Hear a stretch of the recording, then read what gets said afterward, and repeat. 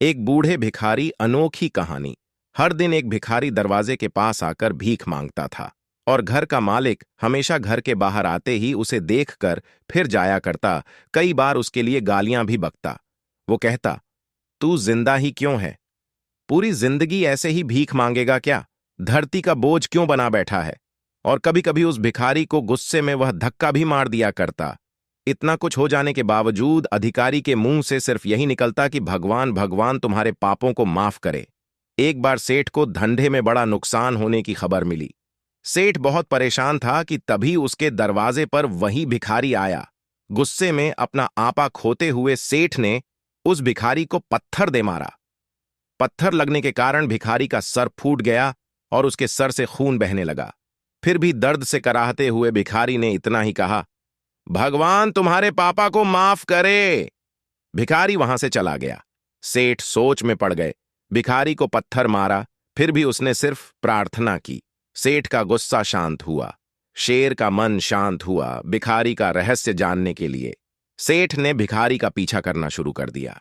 भिखारी जहां जहां जाता सेठ उसके पीछे जाता। सेठ ने देखा कि कोई उसको खाना देता, कोई उसको मारता, कोई अपमानित करता तो कोई गाली देता।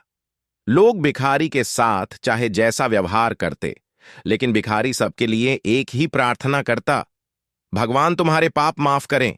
अब रात होने को आई थी। भिखारी अपने घर जाने के लिए लौटा। वो अपने घर पहुंच गया, लेकिन सेठ अब भी उसका पीछा कर ही रहा था। एक पुरानी टूटी हुई खटिया पर एक बूढ़ी औरत लेटी हुई थी। काफी कमजोर और बीमार लग रही थी। वह भिखारी की पत्नी थी। अपने पति को वापस आता देख वह खाट से उठ खड़ी हुई। पत्नी ने अपने पति के भीख वाले कटोरे में देखा, उसमें सिर्फ आधी बासी रोटी थी। उसे देखकर वह बोली, आज बस इतना ही मिला? और हां, आपके सिर से खून निकल रहा है, ये चोट कैसे लगी? बूढ़ा भिखारी बोला, आज बस इतना ही मिला, किसी ने कुछ दिया ही नहीं। सबने गालियां दी और एक नए पत्थर भी फेंकना, इसीलिए मेरा सर फट गया। एक गहरी ठंडी सांस लेकर बूढ़ा भिखारी फिर से बोला, ये मेरे ही पापों का फल है। तुम्हें याद है, कुछ सालों पहले हम कितने अमीर थे?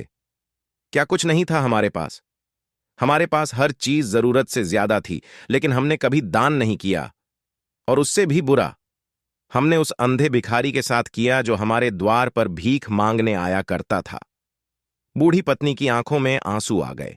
वह बोली, हां, हम उस बेचारे अंधे के साथ बहुत बुरा करते थे। उसका अपमान करते थे। उसे खाने के लिए रोटी की जगह कागज दिया करते, उसका मजाक उड़ाया करते और कभी कभी मारा भी करते। मैंने कभी उसको रास्ता नहीं दिखाए। एक बार मैंने उसके मुंह पर मिट्टी भी फेंकी थी और वह हमेशा दुखी होकर यही कहता कि भगवान तुम्हें तुम्हारे किए की सजा देगा, भगवान तुम्हारे पापों की सजा जरूर देगा। उसका श्राप सच हुआ और हम इस दुख भरी जिंदगी में आ गए। भिखारी बोला, हां, उसका श्राप सच हुआ, इसलिए मैं किसी को बद्दुआ नहीं देता। चाहे कोई मेरे साथ कैसा भी बर्ताव करें, मैं हमेशा उसके लिए प्रार्थना करता हूं। मैं नहीं चाहता कि कोई भी हमारे जैसे जिंदगी का अनुभव करें, किसी को भी हमारे जैसे दुखों का सामना करना पड़े।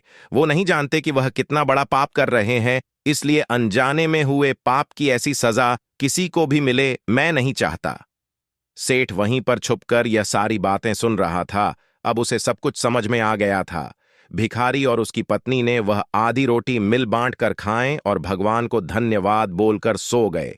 अगले दिन बड़ा भिखारी फिर से भीख मांगने गया। सेठ के घर के पास जाते हैं। सेठ ने पहले से गरम रोटियां उसके लिए निकाल कर रखी थीं। उसे देते हुए सेठ विनम्रता से बोला, माफ कर दीजिए बाबा, उसे बहुत बड़ी गलती हो गई।